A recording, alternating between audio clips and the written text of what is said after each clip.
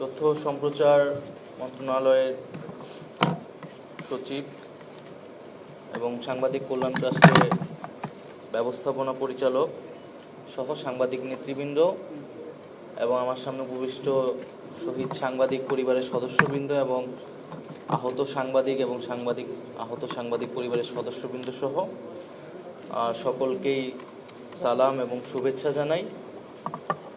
আমি সাংবাদিক কল্যাণ ট্রাস্ট এবং তার ব্যবস্থাপনা পরিচালক এবং তথ্য মন্ত্রণালয়ের সচিবকে বিশেষভাবে ধন্যবাদ জানাই আজকের এই অনুষ্ঠান আয়োজনের জন্য। তাদের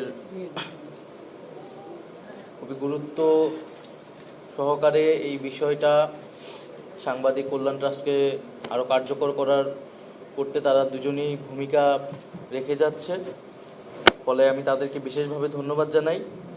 এবং এটা আজকে আমাদের জন্য, তথ্য মন্ত্রণালয়ের জন্য খুবই গৌরবের একটা বিষয় যে 5 সাংবাদিক শহীদ পরিবারকে আমরা একসাথে পেয়েছি। এটি আমাদের আরও আগেই আসলে তাদের সাথে সাক্ষাৎ করার ইচ্ছা ছিল, পরিকল্পনা ছিল। তো আমরা এটার জন্য দুঃখ প্রকাশ করছি যে আমরা হয়তো আরও আগে করতে পারলে ভালো হতো তাদের সাথে সাক্ষাৎ। তো আজকে সাংবাদিক কল্যাণ ট্রাস্টের পক্ষ থেকে শিক্ষাবৃত্তির উদ্যোগ যে নেওয়া হয়েছে নতুনভাবে সাংবাদিক পরিবারদেরকে সহায়তা করার জন্য, তাদের সন্তানদেরকে, এবং যেটা সাংবাদিক কল্যাণ ট্রাস্টের রেগুলার কাজ যে অসচ্ছল সাংবাদিক পরিবারগুলোকে সহায়তা করা। আমরা 6 মাসে এর আগে একবার এই কার্যক্রমটি হয়েছে এবং আজকে দ্বিতীয়বারের মতো হচ্ছে। আমরা আশা করি এটাই অব্যাহত থাকবে, ধারাবাহিক থাকবে এবং স্বচ্ছতার সাথে এই কাজটি এগিয়ে নিয়ে যাবে সাংবাদিক কল্যাণ ট্রাস্ট। আজকে যেহেতু জুলাই গণঅভ্যুত্থানের কথা আসছে, জুলাই গণঅভ্যুত্থানে আমরা সাংবাদিকদের আত্মত্যাগের কথা আমরা শুনেছি। আমাদের 6 কিংবা 7 জন সাংবাদিক শহীদ হয়েছেন, প্রচুর সাংবাদিক আহত হয়েছেন। আমরা হয়তো সেই সাংবাদিকদের গল্পগুলো এখনো শুনে উঠতে পারিনি যে সাংবাদিকরা আসলে জুলাই গণঅভ্যুত্থানে কতটুকু ভূমিকা রেখেছে, নির্যাতিত হয়েছে বা কতটা চ্যালেঞ্জ তারা ফেস করেছে। আমরা জানি যে বিগত সময়ে গণমাধ্যমগুলোর এক ধরনের ভূমিকা ছিল, তারা সেন্সরশিপের মধ্যে ছিল, তারা নানা চাপে ছিল। অনেক গণমাধ্যম নিজের থেকেই ফ্যাসিবাদের সহযোগীর ভূমিকায় পালন করেছে। কিন্তু এরপরও মাঠ পর্যায়ে যারা সাংবাদিক ছিল এবং আন্দোলনের শুরু থেকেই বিশেষত যারা রিপোর্টার ছিলেন, আমাদের সাথে যাদের ইন্টারেকশন হতো, তারা কিন্তু নানাভাবে আমাদেরকে সহযোগিতা করেছেন বিভিন্ন সময়ে। ফলে সব পেশারই আমাদের বিগত সময়তে আসলে সব পেশাকেই বা সবগুলো প্রতিষ্ঠানই এক ধরনের দলীয়করণ হয়েছে। গণমাধ্যম এর থেকে মুক্তি পায়নি, কিন্তু গণমাধ্যমের ভিতরেও, সাংবাদিকদের ভিতরেও একটা অংশ ছিল যারা নির্যাতিত হয়েছে, যারা ফ্যাসিবাদের বিরুদ্ধে কথা বলেছে এবং মাঠ পর্যায়ে বিভিন্নভাবে আন্দোলনগুলোকে সহযোগিতা করার চেষ্টা করেছে বা আন্দোলনের সময় আমাদের বক্তব্য, তথ্য প্রচার করতে বলিষ্ঠ ভূমিকা রেখেছে। আমরা এমনও গল্প আমি শুনেছি যে যারা আমাদের কভারেজ করতেছে, আমাদের বক্তব্য দিতেছে, কিন্তু হাউসে হয়তো সেটা প্রচার করা হচ্ছে না, হাউস থেকে সেটা বন্ধ করে দেওয়া হচ্ছে। সেই ফুটেজ হয়তো তারা গোপনে কোনো একটা ইন্টারন্যাশনাল মিডিয়াকে দিয়ে দিছে, সেই মিডিয়া থেকে সেটা প্রচারিত হয়েছে। এই গল্পগুলো কিন্তু অনেক আছে। এবং যেই সময়টা আসলে ইন্টারনেট ছিল না, সেই সময়ও তাদের এই ভূমিকাটা ছিল এবং সেটার কারণে সেই সময় কিন্তু আমাদের বা আন্দোলনের গতিবিধি, আন্দোলনের সংবাদ কিছুটা হলেও প্রচার করা সম্ভব হয়েছে। এবং আমাদের দেশে যেহেতু সাংবাদিকতা বরাবরই একটা চ্যালেঞ্জের মুখে পড়ে, সাংবাদিকতা বিশেষত যারা নারীরা সাংবাদিক পেশায় আসে, যেহেতু আমাদের দেশের সাংবাদিকদের রাজনৈতিক বা অর্থনৈতিক নিরাপত্তা থাকে না এবং মাঠ পর্যায়ে যারা যখন কাজ করে, যখন আন্দোলনে হামলা হয়, সেই হামলার শিকার সাংবাদিকরাও হয়। আমরা এর আগের সকল আন্দোলনেও এই ধরনের ঘটনাগুলো দেখেছি। তারপরেও তারা চ্যালেঞ্জ মোকাবেলা করে সংবাদগুলো প্রচারের চেষ্টা করে তারপরে হাউস থেকে কতটুকু প্রচারিত হয় কি হয় না সেটার উপর হয়তো তাদের হাত থাকে না। ডিজাইন, এলিগেন্স, বিউটি, সেরা পণ্য সবার জন্য জেভিকো। তো এই জুলাই গণ অভ্যুত্থানেও এরকম অনেক সাংবাদিকরা মাঠে ছিলেন আমাদের সাথে একসাথে। আমি বলবো এটাও একটা যুদ্ধ ছিল তাদের জন্য। তারা গুলি খেয়েছেন, নির্যাতিত হয়েছেন এবং আহত হয়েছেন, শহীদ হয়েছেন। তাদের প্রতি আমাদের অকুণ্ঠ শ্রদ্ধা। এবং আমি মনে করি বাংলাদেশের গণমাধ্যম সাংবাদিকদের জন্য এটা গৌরবের যে এই জুলাই গণ অভ্যুত্থানেও যে তাদের সহকর্মীরা রাজপথে থেকে লড়াই করেছে ছাত্রদের সাথে, শ্রমিকদের সাথে এবং শাহাদাত বরণ করেছে। আমাদের কাছে যে তালিকা, সেখানে আমি যদি নামগুলো উল্লেখ করি, শহীদ সাংবাদিক মোহাম্মদ মেহেদি হাসান, শহীদ সাংবাদিক শাকিল হোসেন, শহীদ সাংবাদিক আবু তাহের মোহাম্মদ তরাব, শহীদ সাংবাদিক মোহাম্মদ সোহেল আখুনজি, শহীদ সাংবাদিক তাহির জামান প্রিয়, শহীদ সাংবাদিক প্রদীপ কুমার ভৌমিক। তো এরা আমাদের এই জুলাই গণ অভ্যুত্থানে এই 6 জন সাংবাদিক শহীদ হয়েছেন। আরও অসংখ্য সাংবাদিক আহত হয়েছেন, যারা এখনও অনেকে হাসপাতালে আছেন, চিকিৎসা নিচ্ছেন, ট্রিটমেন্ট নিচ্ছেন। তাদের সবার প্রতি আমাদের জাতি হিসেবে অশেষ কৃতজ্ঞতা। এবং গণ অভ্যুত্থানের মধ্য দিয়ে তারা ইতিহাসের অংশ হয়ে গিয়েছে, ইতিহাস তাদেরকে স্মরণ করবে। এবং সরকারের জায়গা থেকে আমরা সর্বাত্মকভাবে চেষ্টা করছি আমরা এই পরিবারগুলোর পাশে থাকার, এবং এই পরিবারগুলোর প্রতি আমাদের একটা কমিটমেন্ট। তাদের পুনর্বাসন, তাদের সে রাষ্ট্রীয় স্বীকৃতি, সম্মান, সেটা আমরা নিশ্চিত করব। তো নানা কারণে হয়তো সেখানে হয়তো এটা একটু সময় লাগছে, কিন্তু আমি বলবো যে সেই আস্থাটি আমাদের উপর রাখুন এবং আমরা অবশ্যই আপনাদের প্রতি সেই কমিটমেন্ট আমাদের আছে, এটাই আমাদের দায়িত্ব।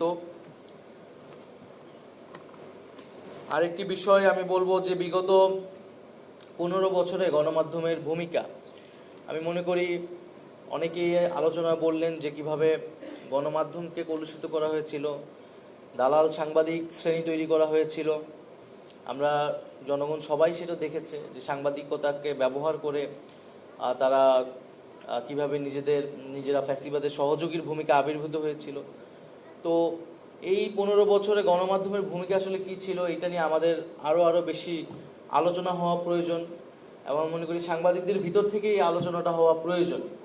এবং কারণ আমরা যদি এই আলোচনাটা না করি যে কিভাবে এই সাংবাদিকতা বা গণমাধ্যমকে আসলে কলুষিত করা হলো, ফ্যাসিবাদের অনুগত করা হলো, কেন গণমাধ্যম কথা বলতে পারলো না, এবং কি পদক্ষেপ নিলে আসলে সামনের দিনগুলোতে এই ধরনের বাস্তবতা থাকবে না, এই আলোচনা সাংবাদিকদের ভিতরেও আমি মনে করি আরও বেশি হওয়া উচিত। সরকারের জায়গা থেকে আমরা সেই ধরনের উদ্যোগগুলো নিতে আগ্রহী। বর্তমানে গণমাধ্যমের পরিস্থিতি নিয়ে নানা ধরনের বক্তব্য, নানা ধরনের কথা আছে। আমরা প্রথম থেকেই বলেছি, আমাদের প্রধান উপদেষ্টা ডক্টর মোহাম্মদ ইউনূসও বলেছেন, আমরা সকল ধরনের সমালোচনাকে স্বাগত জানাই। এক শহীদ পরিবারের মা অনেক আন্দোলনের কথা বললেন। আমরা এই আন্দোলনগুলোকে বিগত সরকার বা বিগত সময় যেইভাবে আন্দোলনগুলোকে দমন করা হতো, আমরা সেই প্রক্রিয়ায় যাচ্ছি না। আমরা যথাসম্ভব চেষ্টা করছি যে আলোচনার মাধ্যমে বা তাদের দাবির যৌক্তিক অংশটি মেনে নেওয়ার মাধ্যমে আন্দোলনগুলোকে নিষ্ক্রিয় করার। কিন্তু এই সুযোগে যদি ফ্যাসিবাদী যারা রয়েছেন, ফ্যাসিবাদের দোসর যারা এখনো আছে, তারা যদি ষড়যন্ত্রের চেষ্টা করে, সেক্ষেত্রে কিন্তু সরকার কঠোর হবে এবং আমরা কঠোর হচ্ছি। তবে আমরা আন্দোলনকে কখনোই দমনমূলকভাবে নিবৃত্ত করতে চাই না। একইভাবে গণমাধ্যমের ক্ষেত্রেও আমাদের কিন্তু একই বক্তব্য যে গণমাধ্যম তার কথাটা বলবে, কিন্তু আমরা প্রথম থেকেই গণমাধ্যমের কাছে আবেদন জানিয়েছি সরকারের পক্ষ থেকে, যাতে গণমাধ্যম অনেক বেশি দায়িত্বশীল এবং সচেতনভাবে, বস্তুনিষ্ঠভাবে সংবাদ প্রচার করে।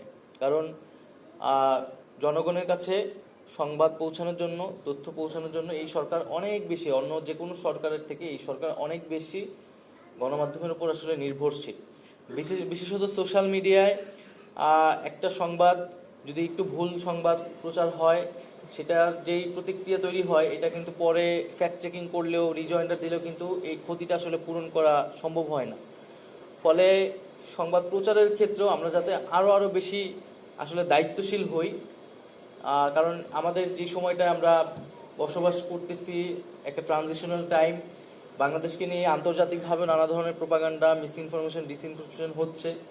তো সেই জায়গায় সাংবাদিকদের পক্ষ থেকে সাংবাদিক গণমাধ্যমের ভূমিকা আরও বলিষ্ঠ হওয়া উচিত বলে আমি মনে করি। ডিজিটাল মিডিয়ায় সংবাদ প্রচারের ক্ষেত্রে আরও বেশি দায়িত্বশীল এবং সতর্ক ভূমিকা নেওয়া উচিত।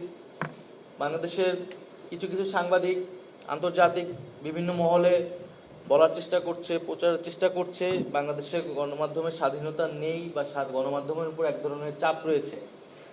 আমি বলবো যে আপনারা সত্যটা প্রচার করুন। গণমাধ্যমের উপর এক ধরনের সামাজিক চাপ রয়েছে, কিন্তু সরকারের জায়গা থেকে কিন্তু গণমাধ্যমের উপর কোনো চাপ নেই। আগে যেভাবে গোয়েন্দা সংস্থা দ্বারা গণমাধ্যমগুলোকে নিয়ন্ত্রণ করা হতো, সংবাদ মানে টেলিভিশনের বা পত্রিকার হেডিংও চেঞ্জ করে দেওয়া হতো, বর্তমান সরকারের জায়গা থেকে এই ধরনের একটি ঘটনাও ঘটেনি বলে আমি মনে করি। কেউ যদি দাবি করেন সেক্ষেত্রে আপনার দাবির সাথে তখন আমি বিবেচনা করব, কিন্তু এক ধরনের সামাজিক চাপ রয়েছে। এবং এই সামাজিক চাপটা কেন রয়েছে? এই সামাজিক চাপটা রয়েছে বিগত 15 বছরে গণমাধ্যমের যে ভূমিকা। কারণ মানুষ টেলিভিশনে তার জনগণের যে কথাটা, সেই কথাটা কিন্তু শুনতে পায়নি। ফলে মানুষ স্বাভাবিকভাবে গণমাধ্যমের প্রতি তার কিন্তু ক্ষুব্ধতা রয়েছে, এবং বিশেষ বিশেষ কিছু গণমাধ্যমের প্রতি তাদের নানা ধরনের বিতর্কিত কার্যক্রমের কারণে কিন্তু আরো ধরনের মানুষের ক্ষুব্ধতা রয়েছে বিভিন্ন অংশের, জনগণের বিভিন্ন অংশে। ফলে মানুষের সেই ক্ষুব্ধতাকে কমানোর জন্য গণমাধ্যমগুলোকেই আমি মনে করি ভূমিকা রাখা উচিত, এবং তাদের নিজেদের 15 বছরের ভূমিকা, নিজেদের দ্রষ্টুতি, সেটা জনগণের সামনে বলা উচিত এবং সেটার জন্য দুঃখ প্রকাশ করা উচিত যদি তারা এই ধরনের কাজ করে থাকে, বা তারা কোন প্রেক্ষিতে কার্যক্রম চালাতে পারে নাই, তারা সঠিক তথ্য প্রচার করতে পারেনি, এটা জনগণের সামনে স্পষ্টভাবে বলা উচিত, সত্যটা প্রচার করা উচিত। এবং একটা গণঅভ্যুত্থান হয়েছে, একটা বিপ্লব হয়েছে, তারপরেও এই বিপ্লবের পরে কোনো মিডিয়া বা কোনো টেলিভিশন সাথে সাথে কিন্তু বন্ধ হয়ে যায়নি। কারণ আমরা ভেবেছি গণমাধ্যমের স্বাধীনতাটা আমরা অক্ষুণ্ণ রাখতে চাই, কিন্তু আবার এটাও আমরা বলেছি যে স্বাধীনতার নামে ফ্যাসিবাদের পুনর্বাসনের চেষ্টা করলে সেটা কিন্তু মেনে নেওয়া হবে না। আমরা দেখেছি বিগত সময় সরকার পরিবর্তনের সাথে সাথে স্বাভাবিকভাবে বা রাজনৈতিকভাবে সরকার পরিবর্তনের সাথেও কিন্তু অনেক টেলিভিশন, অনেক কিছু বন্ধ হয়ে যায়। তো একটা গণঅভ্যুত্থানের পরেও আসলে এই আন্দোলনের সময় অনেক মিডিয়া যে সম্পূর্ণভাবে এই অভ্যুত্থানের বিপক্ষ অবস্থান নিয়েছে বা বিগত সময় পুরা ফ্যাসিবাদের সহযোগী হিসেবে ভূমিকা রেখেছে, তাদেরও কিন্তু বিরুদ্ধে সেই ধরনের কঠোর ব্যবস্থা নেওয়া হয়নি। এই কারণেই যে আমরা গণমাধ্যমকে, বাংলাদেশের গণমাধ্যমের যে পরিসর, সেটাকে বৃদ্ধি করতে চাইছি। আমরা টেলিভিশন কমাইতে চাই না, পত্রিকা কমাইতে চাই না, কিন্তু সেই জায়গায় কিন্তু দায়িত্বশীল ভূমিকা পালন করা উচিত। কারণ আমরা কেউ যদি মনে করে যে 15 বছর তার ভূমিকা কি, সেটা সে আসলে মানুষ ভুলে যাবে, মানুষ ভুলে যাবে, বা রাতারাতি আসলে ভোল পাল্টিয়ে বা এই বর্তমান সময়ের বাস্তবতায় গা ভাসিয়ে কথা বললেই মানুষ ভুলে যাবে, এরকম না। মানুষের ভিতরে কিন্তু এই ক্ষোভটা আছে, জনগণের ভিতরে এই ক্ষোভটা আছে। তাই আমি মনে করি এই বিগত 15 বছরের যে ভূমিকা, সেই ভূমিকা নিয়ে আমাদের বিস্তর আলোচনা করা উচিত। এবং আমাদের আমি জুলাই গণ অভ্যুত্থানের কথা যদি একটু বলি, যে আমরা এই জুলাই গণ অভ্যুত্থানে আমরা কিন্তু একটা কথা বলেছিলাম যে আমরা ফ্যাসিবাদী ব্যবস্থার বিলোপ চাই। অর্থাৎ আমরা বলতে চেয়েছিলাম এই আন্দোলনের মাধ্যমে যে আন্দোলনটা কেবল কোনো ব্যক্তি বা কোনো বিশেষ রাজনৈতিক দলের বিরুদ্ধে হয়নি, বরং আমরা একটা সিস্টেমের বিরুদ্ধে দাঁড়িয়েছি।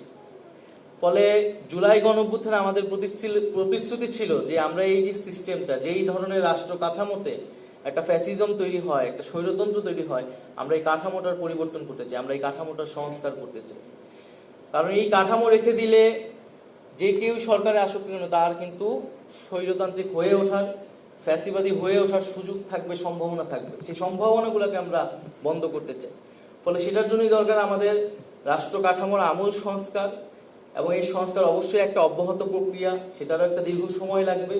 কিন্তু এই বর্তমান অন্তর্বর্তীকালীন সরকারের সময় আমরা সেই সংস্কারের একটা ভিত্তিটা তৈরি করে দিতে চাই, যাতে পরবর্তীতে যেই আসুক তারা এই সংস্কারগুলোকে অব্যাহত রাখবে। দ্বিতীয়ত, আমাদের এই আন্দোলনের অন্যতম দাবি কিন্তু ছিল আসলে বিচার। কিন্তু বিচার নিয়ে হয়তো মনে হচ্ছে এখন আমরা একটু কম কথা বলছি, আমাদের রাজনৈতিক অঙ্গন অনেক বেশি নির্বাচন বা অন্যান্য বিষয় নিয়ে আলাপ আলোচনায় ভরপুর। কিন্তু আমার মনে করি আমাদের বিচার নিয়ে আরো বেশি কথা বলা উচিত। বিচার নিয়ে সরকারের পক্ষ থেকে কাজ চলমান আছে, এবং কারণ আমাদের এই আন্দোলন যখন কোটা সংস্কার ছিল, এই কোটা সংস্কার থেকে আমরা যে গণ অভ্যুত্থানের দিকে গেলাম, তার প্রধান দাবিটাই ছিল কিন্তু বিচার। যখন আমার ভাই মারা গিয়েছে, যখন আমার বোন মারা গিয়েছে, আমরা বলেছি বিচার চাই, আমরা জাস্টিস চাই। ফলে এই বিচার নিশ্চিত করা, যারা ফ্যাসিবাদের ভূমিকায় অবতীর্ণ হয়েছিল, যারা বুলেট এর মাধ্যমে আমার ভাইদেরকে বোনদেরকে হত্যা করেছে, নির্যাতন করেছে, এবং এই সকল ঘটনার যে হুকুমে আসামি শেখ হাসিনা, তার অবশ্যই বিচার করা হবে। এবং বিচারের মাধ্যমেই সমাজে রিকনসিলিয়েশন সম্ভব, সমাজে ন্যায় বিচার প্রতিষ্ঠা করা সম্ভব। তাই আমি বলবো যে আমরা বিচারের বিষয়টা, এবং এই বিচার আমি মনে করি একটা হচ্ছে আইনগত বিচার, যেটা হয়তো রাষ্ট্র করবে, বিচার ব্যবস্থার মাধ্যমে করবে। আর একটা হচ্ছে নৈতিক বিচার বা সামাজিক বিচার। কারণ ফ্যাসিবাদের ভূমিকায় বা সহযোগী হিসেবে সমাজের নানা শ্রেণী পেশার মানুষ তো অংশগ্রহণ করেছে, এবং তাদের সবাইকে হয়তো আমরা আইনের ফ্রেমওয়ার্কে, আইনি কাঠামোতে হয়তো আমরা বিচার করতে পারবো না, বা বিচার করার সুযোগ কম। বিভিন্ন বুদ্ধিজীবী মহলে, সাংবাদিকদের মহলে আমরা দেখেছি যে ফ্যাসিবাদের দালাল শ্রেণী তৈরি হয়েছিল, সহযোগিতার ভূমিকায় ছিল। ফলে ফ্যাসিবাদকে সহযোগিতা করা, গণহত্যাকে সহযোগিতা করা, সেটাও কিন্তু একটা নৈতিক অপরাধ। তো আমি বলি সেই নৈতিক বিচার, সামাজিক বিচারও আসলে হওয়া উচিত। এবং ফলে আমরা সকলেই আমরা যাতে গত 15 বছর এবং জুলাই গণ অভ্যুত্থানের কার কি ভূমিকা ছিল, সেই ভূমিকা ভুলে না যাই, এবং সেই জুলাই গণ অভ্যুত্থানের প্রতিশ্রুতির জন্য সবাই একসাথে ঐক্যবদ্ধভাবে কাজ করি। আমি মনে করি যে বর্তমান সময়ে যে রাজনৈতিক দলসমূহ যারা রয়েছে, তাদের সাথে ভিন্নমত থাকতে পারে, কিন্তু আমাদের মধ্যে কোনো ধরনের অনৈক্য তৈরি হয়নি। কারণ আমরা মনে করি যে জুলাই গণ অভ্যুত্থান আমাদেরকে ঐক্যের শিক্ষা দিয়েছে, এবং এই ঐক্য হচ্ছে জনগণের ঐক্য। জুলাই আমাদেরকে এটাই শিক্ষা দেয় যে সমাজে নানা ভিন্নমত থাকবে, সমাজে নানা ধরনের কার্যক্রম থাকবে, কিন্তু আমার দেশ, আমার জাতি, আমার জনগণ যদি সংকটে পড়ে, তাহলে আমরা সবাই ঐক্যবদ্ধ হয়ে যাব, আমরা কাঁধে কাঁধ মিলিয়ে লড়াই করব। ফলে জুলাই হচ্ছে আমাদের সেই কেন্দ্রবিন্দু, এবং আমি মনে করি সেই জুলাইয়ের শিক্ষা আমাদের সবার ভিতরেই রয়েছে। আমি সর্বশেষে বলবো যে সাংবাদিক কল্যাণ ট্রাস্টের পক্ষ থেকে আমরা সেটাকে বহুমুখী আরও কি কি উদ্যোগ নেওয়া যায় সে বিষয়ে আমরা কাজ করছি, এবং এই কাজের ক্ষেত্রে ব্যবস্থাপনা পরিচালক এবং তথ্য সম্প্রচার মন্ত্রণালয়ের সচিব সর্বাত্মকভাবে সহযোগিতা করছেন, চেষ্টা করছেন।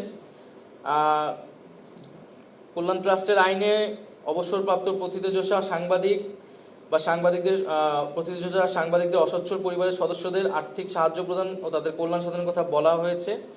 আমরা এই প্রবীণ ও গুণী সাংবাদিকদের অবসরকালীন মাসিক ভাতা প্রদানের বিষয়টি ট্রাস্ট বিবেচনা করছে। নীতিমালা অনুমোদনের জন্য মন্ত্রণালয়ের বিবেচনা রয়েছে।